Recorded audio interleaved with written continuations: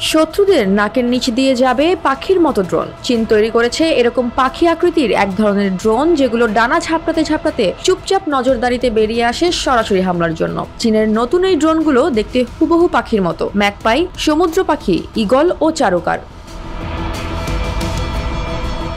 Magpie ড্রোনের ওজন মাত্র 90 গ্রাম। এতে আছে মাইক্রো ক্যামেরা। এসব ড্রোনগুলো শহরের অলিগলিতে গোপনে নজরদারি চালাতে সক্ষম।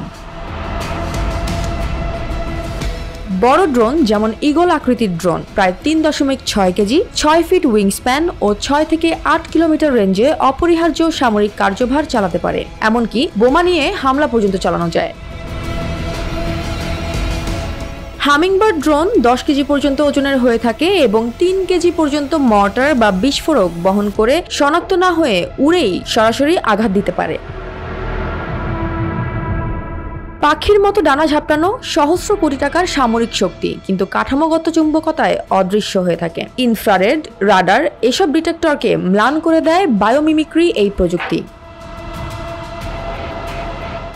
এদিকে চীন নিজে তৈরি করেছে K-25 সিস্টেম, যা 200 মিটার দূর থেকে ছোট ড্রোনগুলোকে ধ্বংস করতে পারে এবং 90% পর্যন্ত হিট রেট দাবি করেছে। বিশেষজ্ঞরা বলছেন, আন্তর্জাতিক আইন এখনো এই পাখি ড্রোন ব্যবহারের জন্য প্রস্তুত নয়। তাই যদি সন্ত্রাসী গোষ্ঠী বা অন্য রাষ্ট্রগুলোও এই প্রযুক্তি গ্রাস করে, তাহলে পরিস্থিতি দ্রুত নিয়ন্ত্রণের বাইরে চলে যেতে পারে।